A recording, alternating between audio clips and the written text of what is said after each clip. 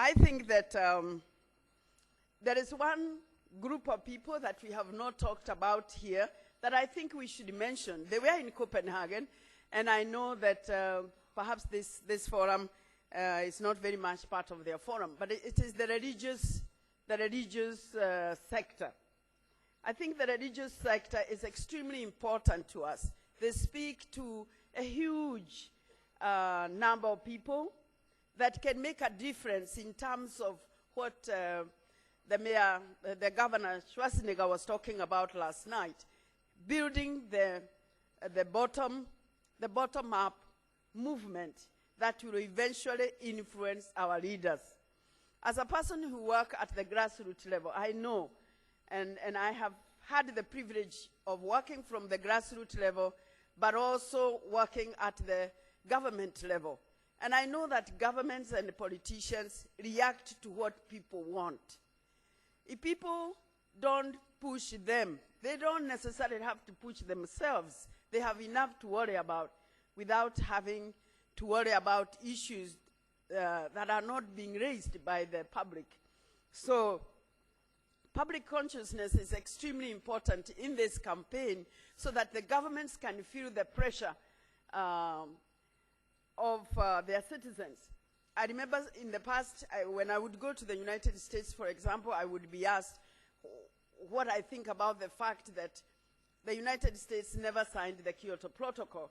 And I would often say the issue of the environment, climate change, protocol, and all that, it will become an issue when the American public decides it is an issue, because they'll make it a campaign issue, and their the presidential candidates will pick it up. So it was not surprising, therefore, that in this last election, the environment became a campaign issue. The climate change became a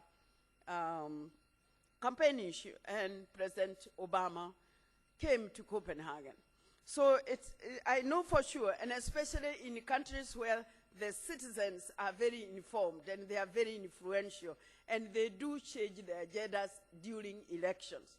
So we should really solicit the support of this religious group, because they have a very powerful constituency. This group also is led by values that I know we also have not talked much about it. And I think that it is very, very important. At the end of it, it's not just the politics, the business, the money. It's also the fact that we are human and we have values. And these values can mean much more than money.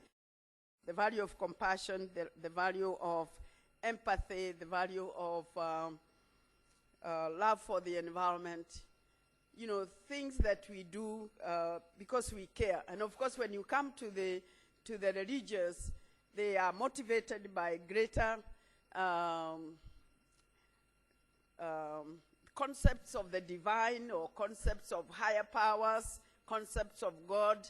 And this can be extremely powerful when they realize that it is God's creation that is under threat. And for many, many people, that's what would move them, is God's creation. And there are people who strongly believe that God's creation should be protected. And we know that every Friday, every Saturday, billions of people remember where they reflect on where they came from. For many people, one of the concerns I have is that I see a lot of people, companies, individuals, organizations, they want to do something. They want to plant trees, they want to harvest rainwater, they want to protect biodiversity, so they come and it's like they go with a bear and they say, who is doing anything anywhere? And they are ready with a pass of money. And I think this is very dangerous, because you could end up having a lot of people taking advantage, just taking the money and not doing the job. And some years down the road, we begin to hear criticism that money was released, but nothing was done. And so I think that I want to ring the bell of warning before, so that people will walk the path that is already walked on. There are many organizations, established organizations, that are already in the field. The World Bank is already in the field, and doing CDM projects. African Development Bank is in the field. Many UN agencies are in the field, and many well-established organizations are in the field, so that you don't ring the bell and then anybody who knocks on your door, you are ready to give money because you want something done for the earth. There is a lot of need for public education. I have sat here, I have enjoyed listening, being educated, and I know that the kind of education that we are giving ourselves is desperately needed at the grassroots level, so that the citizens can understand what is at stake and make the linkage between their livelihoods and what is happening or what will happen to them as climate change hits them. Many people don't understand. The snows and ice is very far from them. They see it in the mountains. At least in Kenya, we see it on Mount Kenya and Kilimanjaro.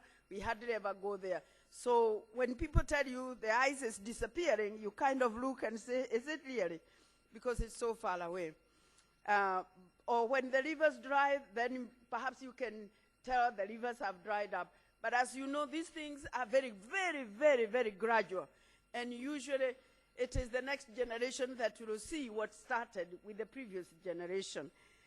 So education is extremely important, and we need to emphasize, and many of these governments in vulnerable regions are so busy with other emergencies that sometimes they think this is a luxury, but it isn't, because unless the public participates, you can do all you want, but they undermine the very activities that would help them.